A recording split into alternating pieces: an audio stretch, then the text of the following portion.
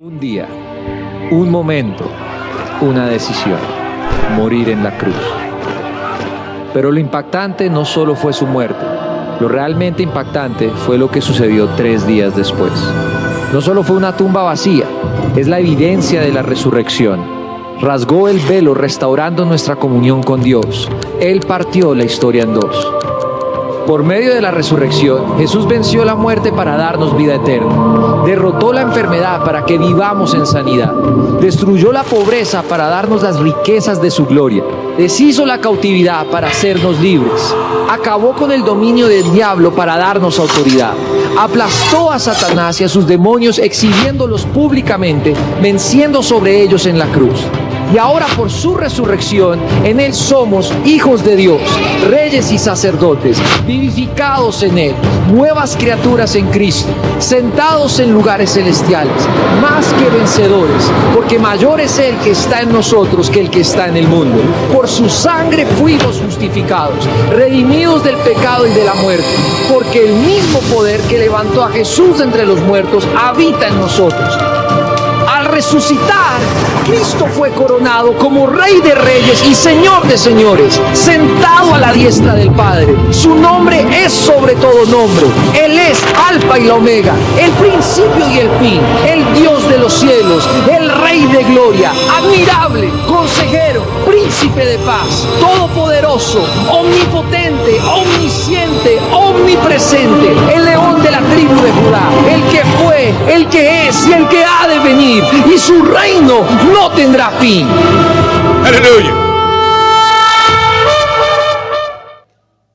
Aleluya. Aleluya. Damos gracias, Señor. Porque tú eres fiel, porque en tu victoria tenemos victoria. Aleluya. Semana Santa es un tiempo para recordar la victoria de la cruz. Amén. Para recordar todo lo que Jesús hizo por nosotros. Y hay muchas cosas que podríamos decir al respecto, pero vamos a compartir un tema sencillo en este día, que es la palabra salve. Quiero que diga conmigo salve. Y levante su voz, diga salve. De hecho, es una palabra que es hablada de forma imperativa en la Biblia. Muchas veces es utilizada como un saludo, pero yo quiero que observe en Mateo, en el capítulo 28, el versículo 9. Mateo, capítulo 28, verso 9. Y vamos a leer allí lo que el Señor Jesús dice después de resucitar. Dice Mateo 28, 9. He aquí, Jesús les salió al encuentro diciendo, salve. Y ellas acercándose abrazaron sus pies y le adoraron. Amén. Yo te doy gracias, Padre Celestial, por tu palabra que es viva y eficaz. Tú sabes, Señor, que en mi corazón hay muchas cosas que quisiera decir, pero yo te pido no solamente me des espíritu de elocuencia, sino también de prudencia para saber qué no hablar. Y hablar específicamente lo que tú quieres, Señor, que sea dicho, que no sea yo, sino que sea tu dulce unción, tu presencia, tu Santo Espíritu a través de mi boca, a través de mis palabras, hablando lo que tus hijos necesitan escuchar, y que seas tú también ministrando a cada corazón, y más allá de lo que sea dicho en un servicio, Señor, que seas tú hablándole a cada uno para que ellos, por la unción del Santo, puedan aprender todo lo que tú has dejado para nosotros, los hijos de los hombres. Queremos poner nuestra mirada en ti, autor, consumador de la fe. Queremos contemplar tu grandeza y tu hermosura, oh Señor Jesús, y queremos asombrarnos, Señor, de todas las maravillas que nos has dado gracias a la obra de la cruz. Por eso te pedimos, habla a nuestro corazón y danos oídos para oír, ojos para ver, un corazón dispuesto por la luz de tu Santo Espíritu a tu palabra, Señor. Tomamos autoridad sobre toda distracción y declaramos que tu palabra, que da libertad, la verdad, la luz, que alumbra nuestros pasos, Señor, resplandecerá en nuestros corazones para gloria y alabanza de tu nombre, en Cristo Jesús, y los que creemos decimos, amén, gloria a Dios. Resulta que hoy, en este día, estamos celebrando lo que la gente normalmente llama el Domingo de Resurrección. Jesús, durante la última Pascua, su última semana, Él entregó su vida por nosotros, y sabemos que esta semana básicamente estamos recordando todo lo que Él hizo, ¿cierto? Desde su entrada triunfal el domingo pasado hasta este momento donde ya nosotros sabemos que se levantó de la muerte, conquistó la muerte y el Hades, y esa victoria no solamente era su victoria, sino también se traduce en algo para nosotros. Cuando lo fueron a buscar, tal vez usted tiene ahí en el capítulo 28 de Mateo un título, dice la resurrección. Cuando lo fueron a buscar los discípulos, primeramente las mujeres y luego el resto de los discípulos, y Él se les aparece allí a las mujeres, lo primero que Jesús dijo después de resucitado fue salve. Y eso me llama la atención, ¿cierto? La primera palabra, ¿cuántos creen que era importante? Y esa palabra salve, cuando usted la estudia en el idioma original, en el griego, básicamente que aparece aquí, da la idea de ponerse alegre, de estar feliz, de tener gozo. O sea, Jesús básicamente lo que estaba diciendo era, gócense. Dígale a la persona que está a su lado, gócesela. Amén. O sea, básicamente Jesús triunfó sobre la muerte y dice, ahora ustedes gócensela. Gracias a que yo he vencido, hay motivos de gozo también para todos ustedes. ¿Y cuántos creen que la cruz es un motivo de gozo? Ahora, ellos utilizaban esa palabra también para saludar. Entre ellos decían salve, no decían, ¿qué hubo? ¿Cómo va? O ¿qué más? ¿Cómo le ha ido? Sino que decían salve. Y era básicamente un deseo de bienestar, que estés a salvo, salvo, que tengas salud, que todas las cosas te estén yendo bien. Entonces también era una salutación común en esa época, pero Jesús no solamente estaba saludando, también de alguna manera el Rey de Reyes, Señor de Señores, estaba dando una instrucción a la iglesia. Ya vencí, ahora ustedes gócense. Gracias por su entusiasmo. ¿Cuántos creen que es motivo de gozo la cruz? Ahora, hay otros momentos donde aparece también esa palabra, pero justamente está relacionada con la obra de Cristo Jesús. Cuando usted lee en el Evangelio de Lucas, y no tenemos que ir allí, pero cuando hablamos acerca del nacimiento de Jesús, las buenas noticias de que el Salvador venía al mundo, que el Verbo se hizo carne, aparece también esa palabra. En Lucas, en el capítulo 1, hay un momento en el que el ángel se le aparece a María, y usted recuerda qué le dijo el ángel. Salve, muy favorecida, ¿no? Básicamente le está diciendo, gózate, viene el Rey de Reyes y Señor de Señores y te ha escogido a ti también para ser parte de este plan de salvación. ¿Y cuántos creen que es un gozo que Jesús haya venido al mundo? Por ahí estaba escuchando que el más grande evento de la historia de la humanidad no fue que el hombre llegara a la luna, sino que el Hijo de Dios descendiera a la tierra. ¿Y cuántos lo creen? Que realmente ese es el gozo de nuestra salvación. Ahora, parece que cuando uno lee todo lo que Jesús hizo por nosotros en la cruz, todo lo que Él compró con su sangre y nos entregó como regalo, son tan buenas noticias, casi demasiado buenas como para creérselas uno. Porque en este mundo gratis no dan mucho, ¿cierto? ¿Y cuántos saben que realmente todo lo que es gratis alguien lo tuvo que pagar? Y la salvación, y no solamente la salvación, porque Él no vino solo a darnos vida eterna, sino también una vida abundante mientras estamos aquí en la tierra. Todo lo que Jesús compró para nosotros en la cruz es gratis. Por su gracia lo podemos accesar. La Biblia dice que no es por obras para que nadie se gloríe, ¿cierto? Es por gracia que somos salvos. Y lo recibimos por medio de la fe. Pero la gracia es gratis solamente porque el dador de ella pagó un precio. Entregó su vida, pagó con su sangre. Entonces la gracia es gratis, pero no es barata. Y quiero que diga eso conmigo. Gracia es gratis, pero no es barata. ¿Cuánto costó la salvación?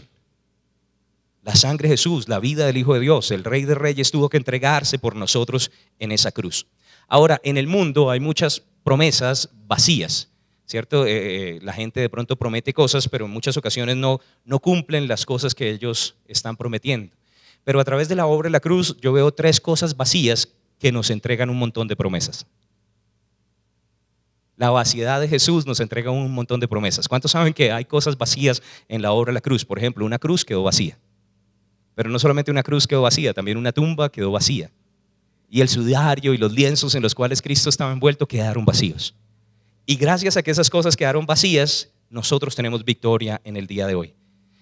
Quiero que meditemos un poquitico acerca de eso, ¿cierto? Acerca de estas 3 cosas vacías que nos llenan de promesas. Pero lo primero es la cruz vacía. ¿Qué representa la cruz vacía? ¿Qué nos muestra a nosotros la cruz vacía? Que el precio fue pagado, que Jesús entregó su vida por nosotros en la cruz, que la sangre fue derramada. Cuando nosotros miramos a la cruz, lo que estamos viendo es que el Hijo de Dios pagó el precio para que nosotros tengamos salvación. En Colosenses, en el capítulo 1, en el versículo 14, la Biblia dice que la forma en la que Dios nos rescató de la esclavitud, de la oscuridad, de las tinieblas, del pecado, del diablo, de Satanás, de este mundo, el presente siglo malo, fue a través de la sangre de Jesús. Y en Colosenses 1:14 nos dice que en Él, en Cristo Jesús, en quien tenemos redención por su sangre, el perdón de pecados. Entonces Jesús lo que estaba haciendo en la cruz, lo estaba haciendo como un sustituto por nosotros. La Biblia dice que la paga del pecado es muerte, pero la dádiva, el regalo que Dios tiene para aquellos que ponen su fe en Él, es vida eterna a través de Cristo Jesús. Por causa de los pecados hubiéramos terminado nosotros siendo condenados, hubiéramos tenido que ir al infierno, pero Jesús de hecho tomó nuestro lugar en la cruz y no solamente fue crucificado, también fue muerto, sepultado y descendió al infierno para que nosotros no tengamos que descender. Y eso son buenas noticias, que Él ya pagó el precio para que usted no lo tenga que pagar. De hecho, todo lo que Cristo hizo, haciéndose hombre, lo hizo para darnos un lugar. Él dejó el cielo y vino a la tierra para tomar nuestro lugar, pero también para que nosotros pudiéramos tener un lugar en Él. Todo lo hizo a nuestro favor. En estos días estaba meditando que a veces cuando nosotros estábamos creciendo, éramos varios hermanos y yo recuerdo que a veces mi mamá me decía, vaya y lave los platos.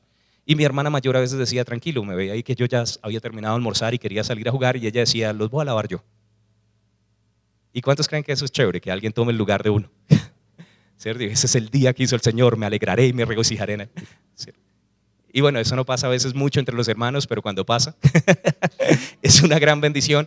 Ahora, si uno se pone feliz porque alguien tiene que hacer algo duro o difícil o algo que a uno no le gusta hacer, ¿cierto? Que alguien le ayude en un trabajo, que haga una parte, de pronto un trabajo que uno no quiere hacer, imagínese lo que hizo Jesús por nosotros. Él tomó nuestro lugar haciendo algo que nos iba a costar un montón.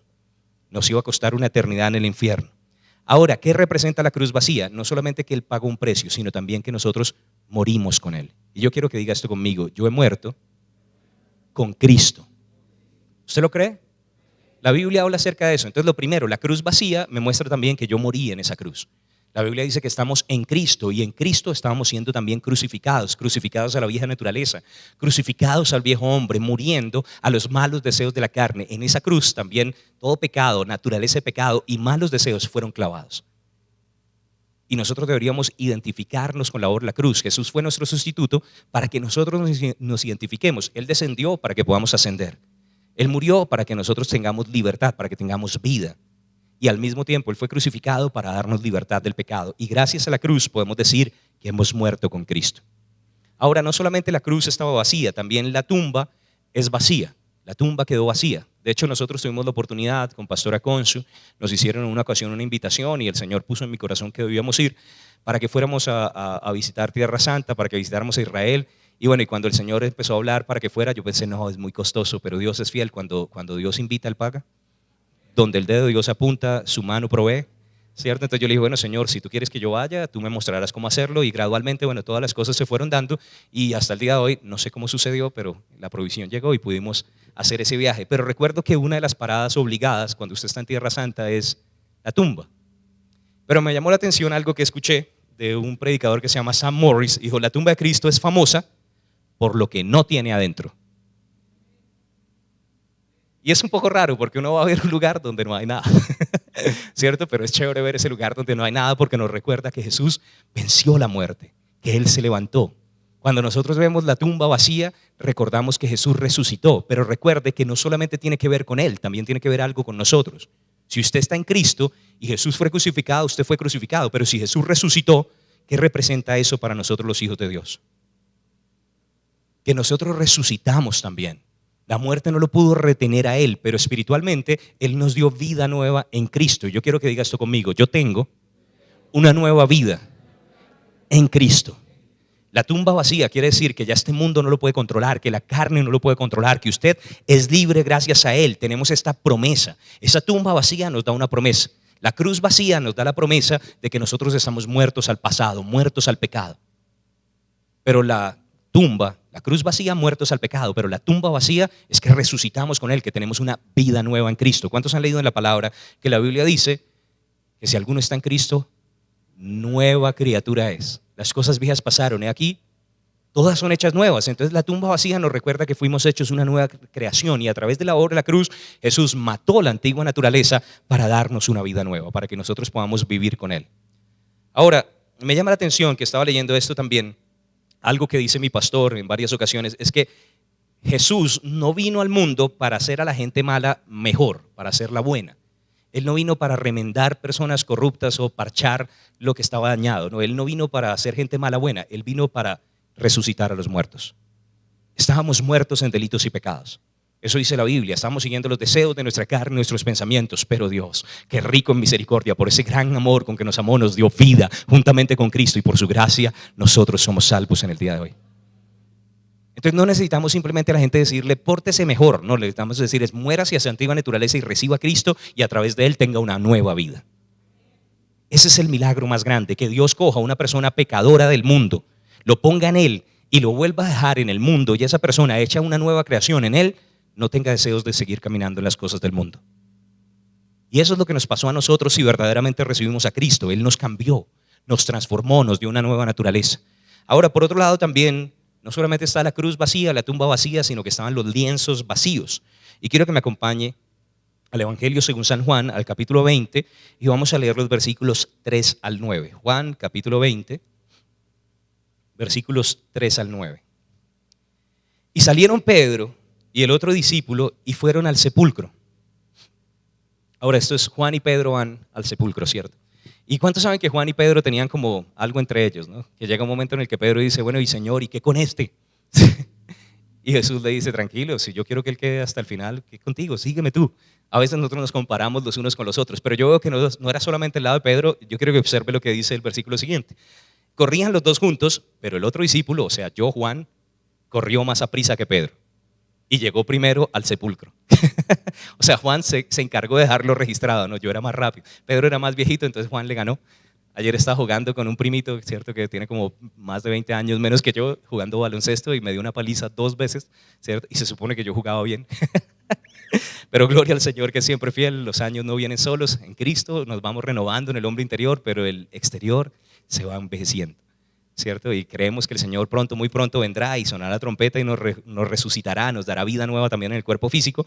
Pero en este momento tenemos un cuerpo que se va desgastando, dice la palabra. Ahora, continúe leyendo, verso 5. Y bajándose a mirar, vio los lienzos puestos allí. O sea, Juan llegó y vio ¿qué? Los lienzos. O sea, no vio a Jesús, fue a la tumba, pero no vio a Jesús.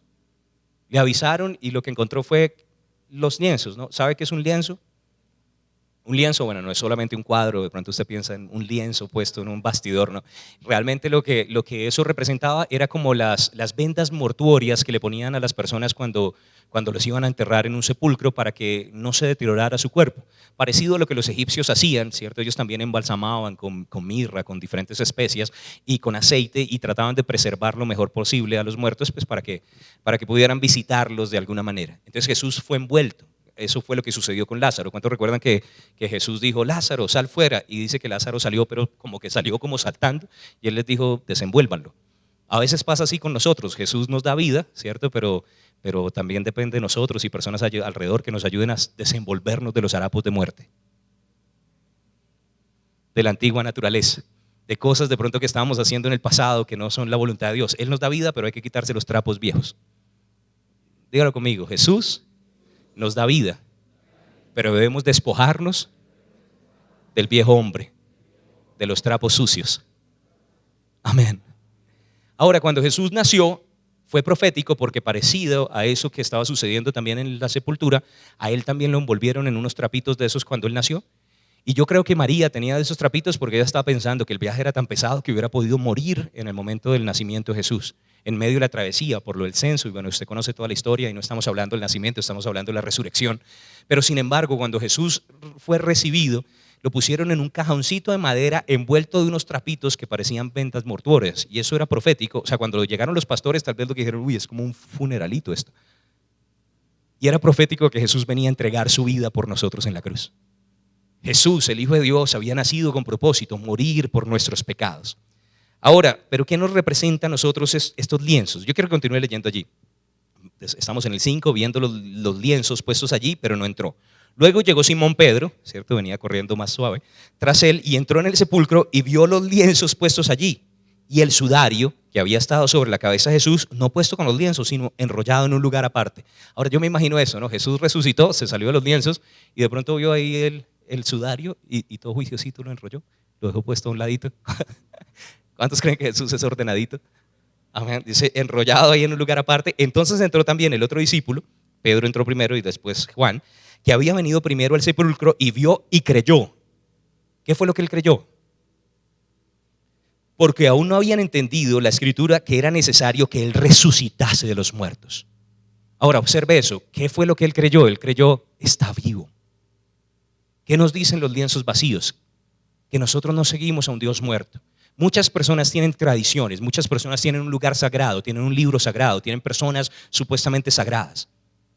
Tienen de pronto rituales sagrados, pero ellos no tienen algo que nosotros tenemos, un Dios vivo, que venció la muerte. Mahoma no venció la muerte, ¿cierto? No sé, otras personas, Siddhartha Gautama no venció la muerte, pero Cristo Jesús venció la muerte y está vivo por siempre y para siempre. Y por eso nosotros seguimos al Rey de Reyes. Estaba escuchando esto que me llamó la atención. el Señor está haciendo obras tremendas en medio de los musulmanes porque pareciera como que nosotros la iglesia a veces no estamos predicando y se les está apareciendo en sueños y en visiones. Y un musulmán recibió a Jesús y cuando volvió a sus amigos lo criticaron, algunos de hecho no querían hablarle, su familia se desentendió completamente de él hasta que alguien se le acercó y le cuestionó y le preguntó que cómo era posible que hubiera traicionado la tradición de sus padres. Y bueno, y gloria a Dios que nosotros no tenemos ese tipo de persecución, pero un poquito, ¿cierto? A veces nos dicen, ¿cómo es posible que niegues la tradición de tu familia? Y de alguna manera él quería explicar y dijo esto: si tú vas caminando en una senda y llegas a una Y, o sea, donde hay dos caminos, y no sabes por cuál camino coger, y allí hay un hombre muerto y otro vivo, ¿a cuál de los dos le pedirías instrucciones? ¿A cuál de los dos le preguntarías por dirección? Al vivo. Y él dijo, eso me pasó a mí. Yo quiero que diga esto conmigo: mi Dios está vivo. Él venció la muerte. Y además de eso, no solamente Él venció la muerte, sino que nos dejó una promesa, y la promesa es que así como Él había vencido la muerte, nosotros también podemos vencerla. Quiero que me acompañe a Hechos de los Apóstoles, al capítulo 26, y vamos a leer los versículos 22 al 23. Hechos 26, versículos 22 al 23. Los lienzos vacíos nos recuerdan a nosotros, los hombres, que así como Él resucitó y recibió un cuerpo nuevo, nosotros también vamos a resucitar y a recibir un cuerpo nuevo. Ya hay una parte que fue hecho en nuestro interior, fuimos hechos una nueva creación, pero ¿cuántos entienden que todavía tenemos un cuerpo de carne que necesitamos aprender a sujetar? Pero la Biblia de hecho tiene una promesa, que un día este cuerpo va a ser transformado. Y quiero que lea ahí en Hechos, en el capítulo 26, versículos 22 al 23. Pero habiendo obtenido auxilio de Dios, perseveró hasta el día de hoy, dando testimonio a pequeños y a grandes, no diciendo nada fuera de las cosas que los profetas y Moisés dijeron que habían de suceder. Ahora note, esto ya había estado profetizado. Los profetas, Moisés, habían hablado que el Cristo había de padecer en la cruz y ser el primero de la resurrección de los muertos para anunciar luz al pueblo y a los gentiles. Diga conmigo, el primero de la resurrección de los muertos. Cuando usted estudia esa frase, la resurrección de los muertos, de hecho da la idea de resucitar de entre los muertos de una forma diferente a lo que había sucedido en otras ocasiones. Quiero que piense esto: en el Antiguo Testamento Elías resucitó a un niño, Eliseo también resucitó a un niño y sus huesos resucitaron a un varón. Cuando usted lee, no fueron los únicos pasajes donde vemos resurrección, también usted ve la vida de Jesús, y Jesús resucitó no solamente a Lázaro, sino al hijo de la viuda de Naín, a la hija de Jairo. ¿Cuántos recuerdan que hubo varias resurrecciones? Pero estas fueron resurrecciones físicas, fueron resurrecciones de personas que recibieron nuevamente vida natural como la tenemos usted y yo, pero eventualmente iban a volver a morir. La resurrección de Jesús es la primera en su estilo. Él fue el primero en recibir un cuerpo glorificado, un cuerpo inmortal, un cuerpo incorruptible como nunca antes nadie había tenido. Ahora, cuando dice que Él es el primero de la resurrección de los muertos, está hablando acerca de la resurrección de entre los muertos, algo que iba a suceder antes del tiempo. Los judíos tenían claro que iba a haber una resurrección. Tal vez usted recuerda el pasaje de Juan en el capítulo 11, donde Jesús se le aparece a Marta, a María, y va a resucitar a Lázaro, y ella empieza a reclamarle. María le dice, si hubieras estado aquí, mi hermano no hubiera muerto. Y Jesús le dice, yo soy la resurrección y la vida, tu hermano vivirá. Y ella le dice, yo sé que vivirá en el día postrero. O sea, María creía, Marta, María, los judíos creían que iba a haber una resurrección al final. Y Jesús le dijo, no, es que no es la resurrección del día postrero, yo ya estoy aquí. La resurrección no es una fecha, la resurrección no es un evento, es una persona y soy yo. Yo soy la resurrección y la vida, y el que cree en mí, así estuviera muerto, vivirá. Y me llama la atención eso. Jesús le estaba diciendo que Él lo iba a levantar antes de. Los judíos creían en la resurrección, pero no entendían que iba a haber una resurrección con cuerpo glorificado antes del final. Nosotros vamos a ser resucitados primero. La Biblia dice que nosotros vamos a recibir un cuerpo glorificado. Él es el primero porque hay segundos, terceros, cuartos, quintos, y todos nosotros estamos en esa fila de resurrección. Y un día sonará la trompeta y los muertos en Cristo resucitarán primero, y luego nosotros, los que quedemos, seremos transformados y vamos a reunirnos con el Señor en el aire. Y la Biblia dice que esto mortal será transformado en inmortalidad, que esto corruptible será transformado en incorrupción, y que va a cambiar el Señor en un abrir y cerrar de ojos este cuerpo de la humillación nuestra a un cuerpo semejante al de la gloria suya. Entonces, ¿qué nos recuerda? ¿Cuál es la promesa que nos da esos lienzos vacíos? Que vamos a recibir un cuerpo glorificado, que Él nos resucitará físicamente también. Y quiero que lo diga conmigo: Jesús me prometió que por la cruz yo he muerto al pecado, que por la tumba vacía, yo tengo vida nueva, y que por los lienzos vacíos yo voy a resucitar con un cuerpo glorificado. Todo esto habla acerca de las victorias que Dios nos dio. Todas estas, diga conmigo, 3 cosas vacías nos dan promesas en Cristo. ¿Lo entiende usted? La gente hace promesas vacías, Dios da cosas vacías que dan promesas. Ahora quiero que me acompañe a Juan, al capítulo 16, verso 20. Juan, capítulo 16, verso 20. Cuando Jesús empieza a anunciarle a los discípulos que Él se va a ir, ellos se empiezan a preocupar, ¿no? Ellos dejaron trabajo, dejaron todo para ir a seguirlo, y de pronto les dice que se va a ir y ellos empiezan, pero ¿cómo así? ¿Y a dónde te vas? Y Jesús empieza a explicarles, voy a ir al Padre, ¿cierto? Pero muéstranos al Padre y nos va. No, si me has visto a mí, has visto al Padre, tranquilos, yo me voy a ir a preparar un lugar. ¿Cuántos recuerdan esas conversaciones de Jesús con los discípulos? ¿Cierto? Todo eso aparece en Juan 13, 14, 15, 16.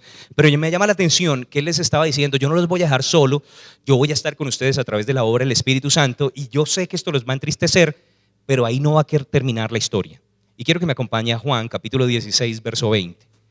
De cierto os digo que vosotros lloraréis y lamentaréis, y el mundo se alegrará, pero aunque vosotros estéis tristes, vuestra tristeza se convertirá en gozo. Ahora note eso. De hecho, Jesús comparó también esto con una mujer que da luz, ¿cierto? El dolor viene primero, pero después viene el nacimiento, y eso fue lo que sucedió con la resurrección. ¿Cuántos entienden que no hay resurrección si no hay muerte? Y la muerte en la Biblia es una causa de tristeza. No es una causa de gozo, no es el deseo de Dios. Él no quiere la muerte el que muere. Por eso nos duele, por eso la rechazamos. La muerte es una causa de tristeza, pero Jesús estaba diciendo que esa tristeza se iba a convertir ¿en qué? En gozo. ¿Cómo? Con la resurrección. Yo quiero que digas tú conmigo, la resurrección es causa de gozo. Es causa de gozo porque Jesús finalmente venció la muerte. Ahora yo quiero que piense cómo se vieron haber sentido los discípulos con Jesús a medida que fueron conociendo todo lo que el Espíritu Santo estaba haciendo a través de Él. Cuando Él de pronto ponía las manos y una persona inválida, un paralítico, una persona que de pronto no tenía una extremidad, volvía a caminar, aparecía la extremidad. ¿Cómo se vieron haber sentido? Gozosos. O cuando resucitó a los muertos o partió los panes y los peces. O sea, yo creo que dijeron, para las que sea con Él. Tanto fue así que cuando lo fueron a arrestar, Pedro de hecho dijo, no importa que sean más, sacó la espada, solo tenían 2 espadas, dicen Lucas en el capítulo 24. Y ellos con 2 espadas se enfrentaron contra todo el ejército que venía a arrestarlo, y Pedro fue a cortar oreja, ¿no? Bueno, no a cortar, yo creo que fue a darle a la cabeza, pero como era pescador y no soldado, el otro lo esquivó. Ahora, yo creo que Pedro estaba pensando, bueno, si me matan, estoy así con el autor de la vida, este me resucita. Y tenía paz en su corazón, estaba seguro, ¿no? Cuando estaba con él, cuando le fue quitado, lo negó 3 veces. Pero cuando otra vez la presencia del Espíritu Santo estuvo con él, otra vez declaró que Él es el Rey de Gloria y que ustedes crucificaron al autor de la vida. A mí me gusta la historia de Pedro porque me muestra, cuando él estaba con Jesús era valiente, cuando no tenía Jesús era cobarde. Y eso me hace acordar de mí. Que estando con Él, de hecho me siento como, ¿cuántos son? Si Dios es conmigo, ¿quién contra mí? ¿Cierto? Pero cuando estamos separados de Él, nada podemos hacer. Ahora, ellos se debieron sentir gozosos viendo los milagros, viendo las señales, pero usted se imagina cuando lo vieron resucitar de entre los muertos, cuando se les apareció a puerta cerrada, cuando Él les dice, pasa a vosotros, como me envió el Padre, también yo os envío. Usted se imagina la cara que ellos pusieron y lo que debió haber sentido su corazón después de haber estado 3 días acongojados porque habían perdido a su maestro. Y un día nosotros vamos a experimentar ese mismo gozo después de haber perdido de pronto seres queridos. Tal vez algunos han perdido hermanos, primos, tíos, padres, madres, hijos. Pero de hecho un día vamos a experimentar el gozo de la resurrección. Yo quiero que lo diga conmigo, resurrección es causa de gozo.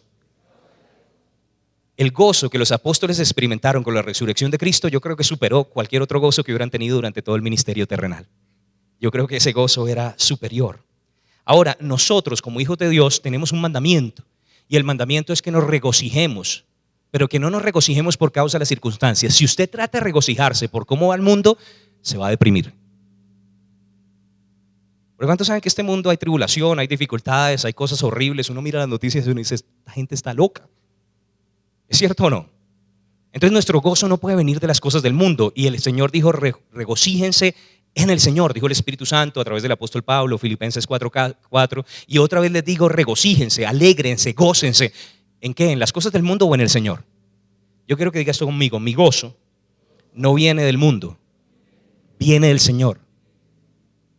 Jesús les dijo, ustedes van a estar tristes, pero un día se van a alegrar cuando ustedes entiendan la resurrección, cuando ustedes entiendan que yo vencí la muerte y que esto no solamente tiene que ver conmigo, sino también tiene que ver con ustedes, que esto también les afecta a ustedes, que esto les va a dar victoria a ustedes. El gozo pareciera que la palabra es una lección. Si Él dice gócense, regocíjense, parece ser que yo puedo tomar la decisión de hacerlo. Pero para poder tomar la decisión de hacerlo, tengo que poner la mirada en Cristo, tengo que saber que no vienen las cosas naturales, es de su presencia, donde hay plenitud de gozo, delicias a su diestra, que yo puedo llenarme de ese gozo sobrenatural.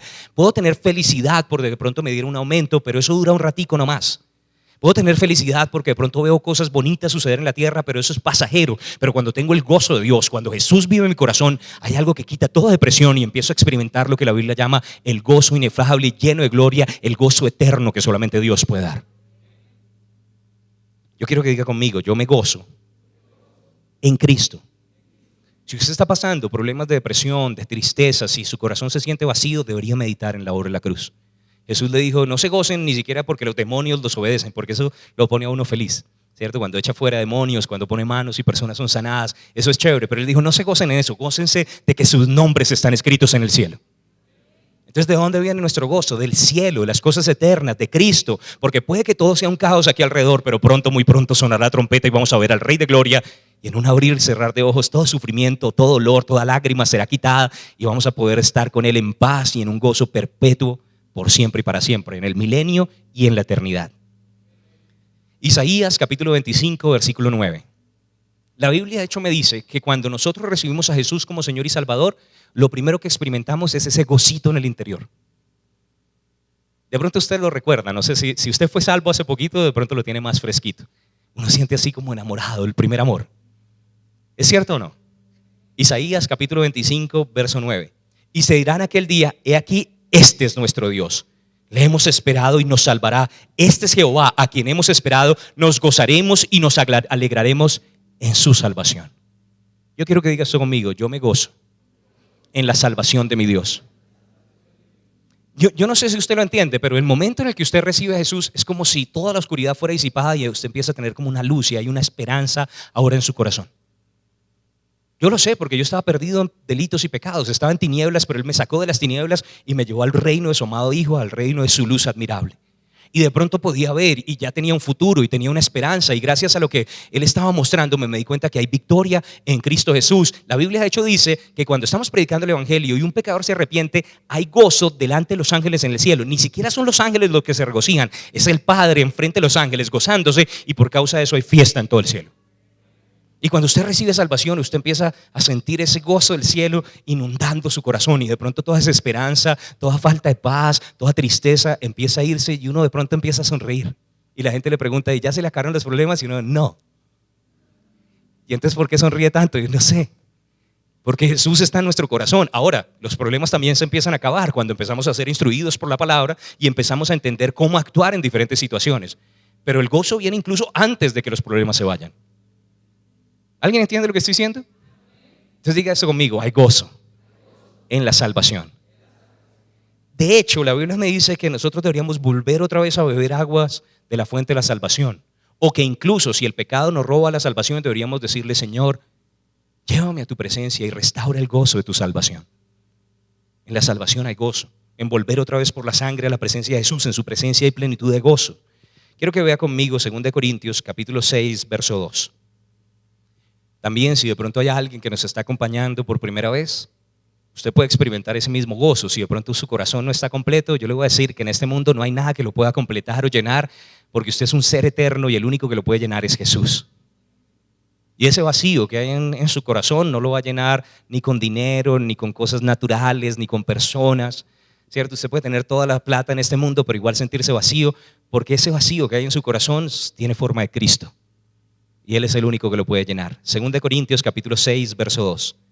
Porque dice, en tiempo aceptable te he oído, y en día de salvación, y te he socorrido. He aquí ahora el tiempo aceptable, he aquí ahora el día de la salvación. ¿Cuándo es el día de salvación? Dígalo conmigo, hoy es el día de salvación. Para todas las personas, para cualquiera que simplemente quiera recibir a Jesús, hoy en el presente, la puerta está abierta. Solo tenemos que decir: Jesús, yo creo en ti, yo creo en la obra de la cruz, yo quiero que vengas a mi corazón.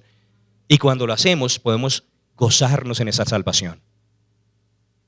Quiero que veamos otro verso más, Mateo capítulo 28, donde habíamos comenzado, versículos 1 al 10, y todavía vamos a mencionar un par de cosas más, no se me emocione. Mateo capítulo 28, versículos 1 al 10. Y dice allí: pasado el día de reposo, al amanecer del primer día de la semana, vinieron María Magdalena y la otra María a ver el sepulcro. Y hubo un gran terremoto, porque un ángel del Señor descendió del cielo y llegando removió la piedra y se sentó sobre ella. Ahora, me llama la atención que en el nacimiento de Jesús hubo ángeles, ¿cierto? Durante el ministerio de Jesús dice que en el desierto los ángeles venían y le servían. Y él dijo: y verás, ¿cierto?, al Hijo de Dios como la escalera donde descienden y ascienden los ángeles, ¿no? Entonces Jesús siempre tenía ángeles a su servicio, y en medio de la resurrección incluso ángeles vinieron y removieron la piedra. Su aspecto era como un relámpago y su vestido blanco como la nieve. Y de miedo de él, los guardas temblaron y se quedaron como muertos. Mas el ángel respondiendo dijo a las mujeres: no temáis vosotras, porque yo sé que buscáis a Jesús, el que fue crucificado. No está aquí, pues ha resucitado, como dijo. Venid, ve el lugar donde fue puesto el Señor, e id pronto y decid a sus discípulos que ha resucitado de los muertos. Ahora, esta es la parte que quiero resaltar. Yo quiero que note que les dijo: vengan y vean que él ya no está ahí, que él resucitó, pero vayan y les cuentan el resto. Y aquí va delante de vosotros a Galilea, allí le veréis, he aquí os lo he dicho. Entonces ellas, saliendo del sepulcro con temor y gran gozo, fueron corriendo a dar las nuevas a sus discípulos, y mientras iban a dar las nuevas a los discípulos, he aquí Jesús les salió al encuentro diciendo: salve. Y ellas, acercándose, abrazaron sus pies y le adoraron. Entonces Jesús le dijo: no temáis, id, dad las nuevas a mis hermanos para que vayan a Galilea y allí me verán. Entonces aquí también yo veo que justamente con la resurrección también hay una encomienda. Y la encomienda es que nosotros contemos exactamente lo que sucedió. Que no tratemos de poner la sabiduría en palabras persuasivas, humanas, que de pronto traten de convencer a la gente. El apóstol Pablo, cuando estaba en el Areópago, cuando estaba en Grecia, él trató de utilizar a los filósofos, a los poetas de ellos. Dijo: como está escrito, en él estamos, en él nos movemos, en él somos. Pero trató de debatir con argumentos humanos y trató de explicar cosas de la salvación, y ninguna iglesia fue plantada en Grecia. Eso aparece en Hechos 17. Cuando usted ve en Hechos, en el capítulo 18, él llega a Corintio, y en Corintio dijo: yo no me propuse saber nada sino a Jesús y a él crucificado. No necesitamos estar explicándole a la gente toda la salvación. Necesitamos decirle: Jesús venció el pecado, Jesús venció la muerte, y Jesús te puede dar vida si simplemente lo recibes. A veces somos demasiado mentales y no ganamos a nadie para Cristo, pero si predicamos el mensaje sencillo: Jesús vive, Jesús venció la muerte y Jesús quiere entrar a tu corazón, personas van a poder ser salvas. Ese es el mensaje que salva gente, ese es el mensaje que los hace partícipes de esta misma salvación. En 1 Corintios 15 el apóstol Pablo lo resume fácilmente. Y él dice que esto es lo que él predicaba, 1 Corintios 15, versículos 3 y 4. Porque primeramente os he enseñado lo que asimismo recibí, que Cristo murió por nuestros pecados, conforme a las Escrituras, y que fue sepultado y que resucitó al tercer día, conforme a las Escrituras. Él cumplió toda la palabra. Él cumplió todo lo que estaba escrito acerca de él. Pero quiero que note que dice: murió por nuestros pecados, fue sepultado y resucitó. ¿Cuál es el mensaje? Cristo murió por nuestros pecados. Dígalo conmigo: murió por nuestros pecados, fue sepultado y resucitó. Venció la muerte. Eso es todo lo que usted le tiene que contar, y la gente tiene que decidir si lo va a creer o no lo va a creer. Pero el Espíritu Santo, si usted habla la palabra de Dios, Él confirma la palabra. Y en ese momento, cuando usted dice: mi Dios está vivo, usted puede decirle: otros no están vivos, pero mi Dios, que es el Salvador, que es el sanador, también puede sanarte, también puede bendecirte. Y si mi Dios está vivo, voy a orar por ti y Él te va a sanar. Y usted va a ver cómo hay señales, milagros que van a respaldarlo. Él dijo: vayan por el mundo y prediquen el evangelio, y estas señales seguirán a los que creen. Y entre ellos íbamos a echar fuera demonios, íbamos a orar por los enfermos y ellos iban a sanar. ¿Cuándo? Cuando anunciamos el mensaje que Cristo murió por nuestros pecados, que fue sepultado y que resucitó. Dígalo conmigo: Cristo murió por nuestros pecados, fue sepultado y resucitó. Ahora, 3 cosas más, y con eso vamos a ir terminando. 3 cosas más que veo que nos da la victoria de la cruz, que nos da la resurrección. Una victoria que nos da victoria a nosotros. Él transformó el pasado y el presente y el futuro de todos los hombres, de todos aquellos que le reciben. Acompáñenme a Hechos, al capítulo 10, verso 43. Hechos 10, 43. Y dice allí: De este dan testimonio todos los profetas, que todos los que en él creyeren recibirán perdón de pecados por su nombre. ¿Por el nombre de quién? Diga conmigo, en el nombre de Jesús hay perdón de pecados. Ahora, yo no sé usted, pero yo estaba meditando que a mí me da vergüenza mi pasado. Todavía a veces me acuerdo y digo, uy, no, qué horrible. De hecho, esa no es la palabra que uso en mi mente, no, qué bomba, qué boleta. Terrible. El daño que le hice a otras personas, las bobadas que hacía, lo orgulloso que era, y espero, bueno, que el Señor me haya transformado y siga transformando también mi carácter. Pero cuando recuerdo eso, me acuerdo también que gracias a la sangre Él perdonó mis pecados y me hizo una nueva creación, y que ese ya no soy yo y que ese está muerto. Pero yo no sé si de pronto su pasado le ha tratado de atormentar en algún momento. No sé si de pronto usted se ha preocupado de que personas se enteren de lo que usted haya dicho o de lo que haya hecho. Y yo quiero contarle que la victoria de la cruz nos da victoria también sobre el pasado. Quiero que diga esto conmigo: la resurrección hace que yo ya no me preocupe por el pasado. Yo a veces leo el apóstol Pablo y digo, pero ¿cómo es posible que él diga, yo con limpia conciencia he vivido siempre, cuando persiguió a cristianos y los metió a las cárceles y los jaló de las mechas, ¿cierto? Yo nunca jalé a nadie a las mechas, lo único que chupa Biblias, aleluya, me les burlé, pero no maté a nadie ni encarcelé a nadie. Pero el apóstol Pablo decía, yo con limpia conciencia he servido. ¿Por qué? Por la sangre del Cordero. Por la sangre del Cordero. La Biblia dice que Él murió por nuestras transgresiones, pero resucitó para justificarnos, para librarnos de toda condenación, que si alguno está en Cristo, ya no hay condenación. Dígalo conmigo, mi pasado no tiene poder sobre mí. En Cristo no hay condenación. Su sangre me ha lavado de todo pecado. Para eso vino Jesús, para dar su vida en rescate por nosotros, para librarnos del pasado. Tenemos un Dios que perdona y olvida. Dice que Él echa en lo profundo del mar y Él ya no recordará mucho nuestros pecados. Puede que la gente pronto lo recuerde, pero al final yo no le voy a rendir cuentas a la gente, voy a rendirle cuentas a mi Dios, y Él dijo que nunca más los iba a recordar. Y yo le doy gracias a Dios por la sangre, le doy gracias a Dios por la cruz, le doy gracias porque Él dijo que aunque mis pecados fueran rojos como la grana, como la nieve, como la blanca lana, iban a ser emblanquecidos. Entonces la victoria de la cruz me da victoria sobre el pasado. Amén. No solamente eso, quiero que me acompañe a Juan al capítulo 20, versículos 19 al 22. Esto sucedió en el momento de la resurrección. Juan capítulo 20, versículos 19 al 22. Cuando llegó la noche de aquel mismo día, el primero de la semana, el día de la resurrección, ¿cuándo resucitó Cristo? El primer día de la semana. ¿Cuál es el primer día de la semana? El domingo. Algunas personas no lo tienen claro. En algunas versiones dice cuando llegó la noche del día domingo. Entonces, ¿por qué celebramos nosotros el domingo? Porque hay personas que dicen, no, deberíamos celebrar, es el Sabbat que está escrito en la ley. Nosotros celebramos que Jesús venció la muerte. Nosotros celebramos que Cristo se levantó victorioso y en su victoria nosotros tenemos victoria. Estamos recordando la victoria de Cristo en la cruz el día domingo y le estamos entregando el primer día de la semana al Señor. Antes de que comencemos el trabajo, el día lunes, antes de que hagamos todas las cosas, entregamos lo primero y lo mejor para Él. Amén. Entonces, cuando llegó la noche de aquel mismo día, el primero de la semana, estando las puertas cerradas en el lugar donde los discípulos estaban reunidos por miedo de los judíos, vino Jesús y puesto en medio les dijo, paz a vosotros. Y cuando les hubo dicho esto, le mostró las manos y el costado, y los discípulos se regocijaron.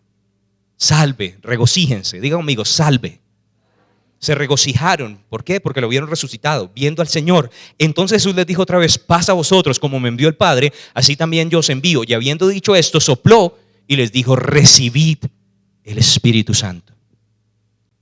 Ahora, desde el momento en el que Él resucitó, entregó algo para aquellos que creen en Él, para aquellos que han visto al Rey de Gloria resucitado, para aquellos que creen que Él venció la muerte. ¿Qué fue lo que Él entregó? El Espíritu Santo. No solamente nos dio vida eterna, Él también dijo, a ustedes les conviene que yo me vaya. En mi cuerpo físico estoy limitado, pero si me fuere, yo les voy a enviar al Consolador. Él no va a tener limitaciones, va a estar con ustedes 24 horas al día, 7 días a la semana, y a través del Espíritu yo voy a estar con ustedes todos los días hasta el fin. Y esa es la ventaja que nosotros tenemos en el presente, que no estamos desamparados, que no estamos solos, que nuestro Dios vive con nosotros y nos acompaña todos los días. Que podemos hablar confiadamente, venir confiadamente por la sangre del Cordero y tener comunión con el Rey de Gloria a pesar de que hayamos cometido errores. Señor, no vengo por mis obras, vengo por la obra de la cruz, vengo por la sangre, y yo quiero, Señor, restablecer mi comunión contigo y quiero adorarte y quiero experimentar nuevamente tu presencia y estar en tu presencia. tenemos al Espíritu Santo y podemos decir, todo lo puedo en Cristo que me fortalece, por la unción, por el Espíritu de Dios. El Espíritu nos guía y nos lleva a victoria. Entonces, gracias a la obra de la cruz, gracias a la resurrección, podemos afrontar el presente con nueva confianza. Dígalo conmigo, mi presente está asegurado. Jesús vive en mí por medio de su Santo Espíritu. Entonces Él resolvió el problema del pasado, pero también el problema del presente. ¿Y cuántos creen que resolvió también el problema del futuro? 1 Corintios capítulo 6, versículo 14. 1 Corintios capítulo 6, versículo 14. Y dice allí, eso tiene que ver con que la gente tiene miedo del futuro, ¿no? La gente tiene temor de la muerte. Dice que todas las fobias se reducen en una sola fobia. La gente dice fobia a las arañas, fobia a las alturas, fobia a los aviones. Mentiras, la gente no le da fobia a los aviones, le da fobia es que el avión se estrelle y se maten. No le da fobia a las alturas, sino que se caigan y se maten. No le da fobia a las arañas, sino que la piquen y lo maten. ¿Alguien entiende lo que estoy diciendo? Entonces el miedo o la mamá de todos los miedos es la muerte. Y la gente tiene temor de la muerte. De hecho, cuando se mueren seres queridos y uno no se pone triste, no lo entienden. Dice, pero ¿cómo usted no se entristece? La muerte era un motivo de tristeza, pero la resurrección es un motivo de gozo. ¿Por qué nuestro gozo permanece a pesar de que hayamos perdido seres queridos? Porque nosotros tenemos una esperanza bienaventurada. Jesús regresará y nosotros viviremos con Él. 1 Corintios capítulo 6, verso 14. Y Dios que levantó al Señor, también a nosotros nos levantará con su poder. Diga esto conmigo, el Padre, por el Espíritu Santo, levantó, resucitó a Jesús de los muertos. Y el mismo Espíritu, por el amor del Padre, por la obra de Jesús, también me levantará. Y yo voy a vivir para siempre con mi Señor. ¿Usted lo cree? Ahora, la resurrección de Jesús, la Biblia dice que le quitó la autoridad, el aguijón a la muerte. Y básicamente para nosotros, ese gigante que es la resurrección, ese gigante que es la muerte para todo el mundo, que los tiene controlados, que decide cómo actúan, qué hacen, a nosotros no nos puede controlar. Me gusta algo que le escuché a mi pastor John decir. Él decía, la muerte es solamente como un policía acostado en la carretera de la eternidad en la que vamos. Otra vez, la muerte es solamente un policía acostado en la carretera de la eternidad en la que vamos. ¿Cierto? O sea, como, ¿qué fue eso? Nos morimos, llegamos a la eternidad. Pero gloria al Señor que vamos a vivir por siempre y para siempre. Jesús prometió, Él les dijo, no se turbe su corazón, si creen en el Padre, crean también en mí. En la casa de mi Padre hay muchas moradas y yo me voy primero para prepararles un lugar. Pero voy a volver y los voy a llevar conmigo y va a sonar la trompeta y todos vamos a estar reunidos. Y ese es el gozo de nuestro corazón. Yo perdí a mi padre hace poquito y de hecho en mi corazón tengo tranquilidad porque yo sé que Él está en la casa del Padre y a veces me acuerdo en lo natural y me dan ganas de llamarlo y sé que no lo puedo hacer. Y bueno, Señor, mándale un saludito de mi parte y ya pronto nos vemos. Estaba escuchando esto. Eric Barker era un misionero en Portugal, de Inglaterra. Y cuando comenzó la Segunda Guerra Mundial, él estaba muy preocupado porque pues estando en Portugal, hacia el lado continental, era un poco más peligroso que Inglaterra, aunque obviamente la guerra pues terminó afectando a todo el mundo, a toda esa parte del mundo, y él quería que su familia no sufriera por causa de la guerra, entonces lo subió en un barco para que se volvieran a Inglaterra. Decidió enviar a su familia, su esposa y 8 niños, ¿cierto? No había televisor en esa época, yo no sé. También a su hermana con 3 niños de regreso pues a casa a Inglaterra para que estuvieran protegidos. Y el domingo predicó en la iglesia y cuando comenzó a predicar acaba de recibir un telegrama y él dijo, yo acabo de recibir noticias de que mi familia llegó a casa bien y sanos. Y predicó con denuedo, finalmente acabó el servicio y la gente de pronto se dio cuenta, dijo, le habían avisado que su familia había muerto y empezaron a preguntarle lo que había sucedido y él les dijo, sí. De hecho, recibí un telegrama y me informa que un submarino nazi disparó al barco en el cual estaba toda mi familia y todos murieron. Y le dijeron, ¿y por qué no se está lamentando, cierto? ¿Por qué no tiene tristeza en su corazón? Y él dijo, sí, me da tristeza, pero yo sé que llegaron bien a casa porque ellos tienen a Cristo.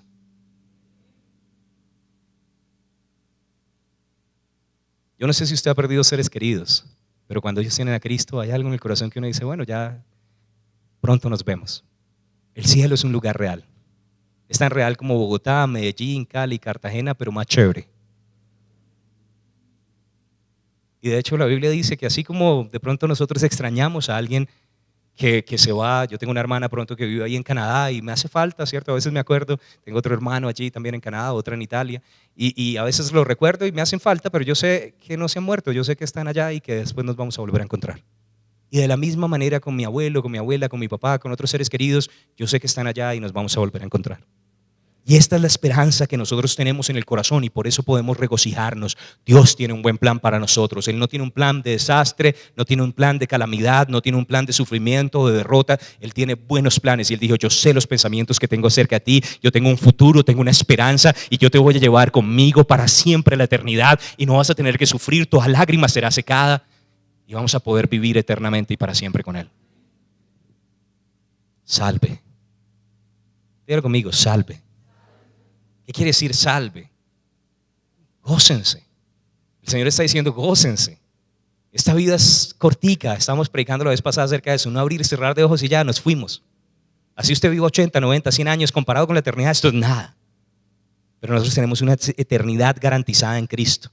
Quiero terminar leyendo Eclesiastés 7:10. Eclesiastés capítulo 7, versículo 10. Y lo voy a leer en la Reina Valera contemporánea.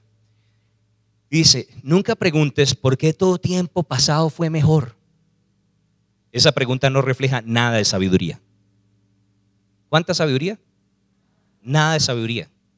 Ahora, yo sé que en el mundo la gente, a medida que van pasando los años, ¿cierto? Yo también tuve 20 años, y se empiezan a acordar de los años mozos, cuando eran fuertes, jóvenes, ¿cierto? Y estaban haciendo un montón de cosas.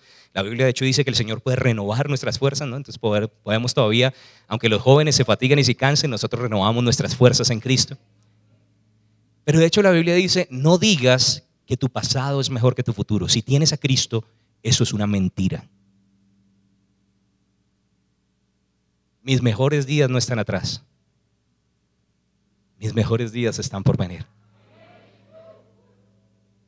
Ya el Rey de Gloria vino y lo mejor vino, pero el Rey de Gloria volverá y lo mejor está por venir. Y un día vamos a ser quitados de este tiempo y vamos a ser llevados a la eternidad y vamos a gozarnos para siempre con el Señor.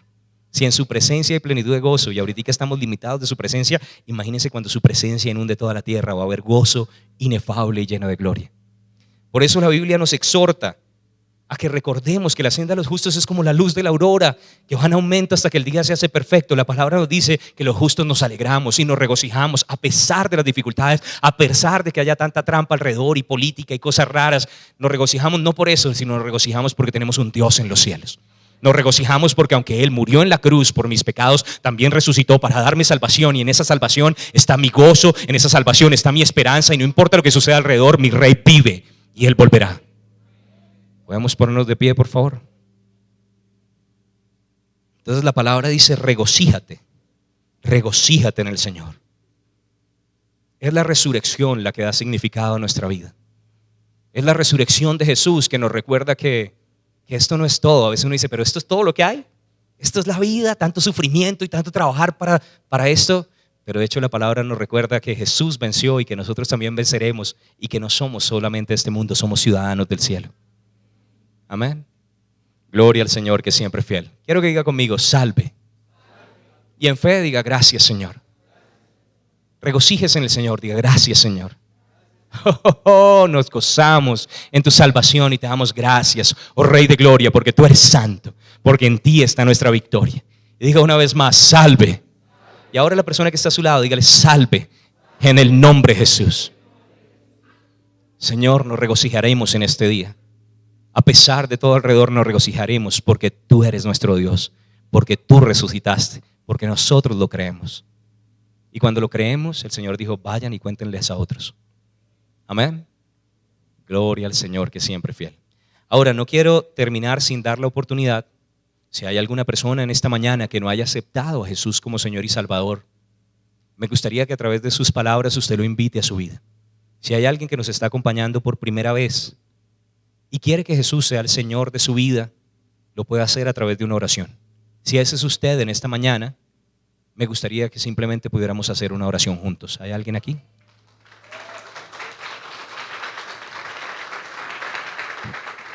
Quiero que te pares aquí y que me mires a mí un momentico, y si hay alguien más, este es el tiempo para hacer esta oración juntos.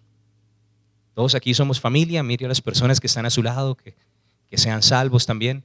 Gracias por acompañarnos, bienvenido. Ahora, la Biblia dice que si confesamos con nuestra boca que Jesús es Señor y creemos en nuestro corazón que Dios lo levantó de los muertos, que es lo que estamos hablando, tenemos acceso a la salvación, a la familia del Padre. ¿Tú crees que Jesús es Dios? ¿Y crees que Dios lo levantó de los muertos? ¿Te gustaría hacer una oración diciendo: Jesús, yo quiero que tú seas mi Dios? Entonces quiero que repitas eso conmigo. Padre Celestial, yo creo en tu Hijo Jesús, que Él murió por mis pecados y resucitó para darme salvación. Y en este día yo te pido perdón y abro mi corazón para que entres en él. Jesús, ven a mi vida. Jesús, yo te recibo como mi Señor. Jesús, sé mi Salvador. Yo te seguiré toda la vida. Amén. La palabra dice que si hiciste esta oración creyendo, hay fiesta en los cielos, eres parte de la familia de Dios y aquí estamos para servirte. Esta es tu casa. Bienvenido. Aquí hay unas personas que te quieren dar la bienvenida, contarte un poco más acerca de la salvación. Entonces síguela para que ellos te puedan atender. Y el resto, queremos hacer una cosa. La Biblia de hecho me dice que la Santa Cena es el recordatorio. Lo hacemos recordando que Jesús murió por nosotros en la cruz. Entonces me gustaría que antes de que terminemos, hoy es un servicio especial y yo sé que a veces tratamos de salir un poquito más rápido, pero ¿cuántos pueden darle un ratico más al Señor? Me gustaría que celebráramos la cena juntos. Y voy a invitar a la pastora para que ella nos exhorte también en este área. Pastora Kunz.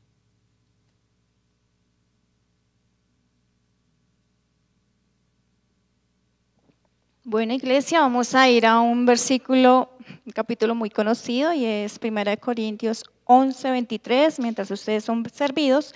Y dice la palabra de Dios, dice: porque yo recibí del Señor lo que también os he enseñado, que el Señor Jesús, la noche que fue entregada, tomó pan y habiendo dado gracias, lo partió y dijo: tomad y comed, esto es mi cuerpo, que en vosotros es partido, haced esto en memoria de mí.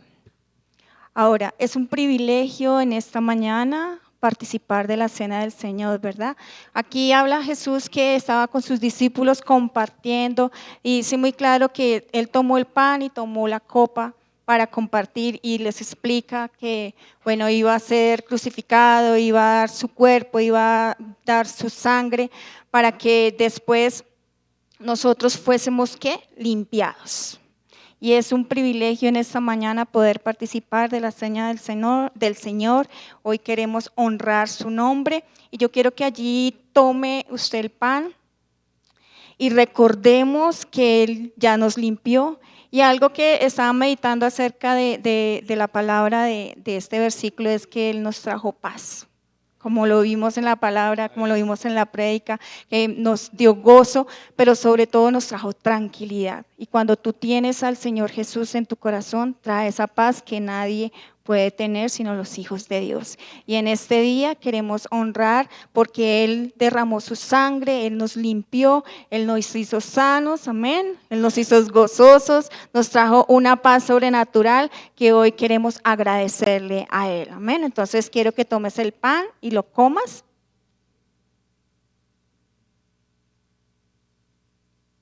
Tomes la copa y recuerdes que Él derramó su sangre por cada uno de nosotros. Amén. Bueno, Padre, te damos gracias por tu Hijo en la cruz. Gracias, Jesús, porque tú nos hiciste salvos, nos llevaste de gloria en gloria. Y hoy agradecemos este tiempo, hoy compartimos contigo. Gracias, Jesús, por tu sangre derramada allí en la cruz. Gracias, Jesús, porque tú nos hiciste aceptos delante del Padre. Amén. Gracias, Jesús.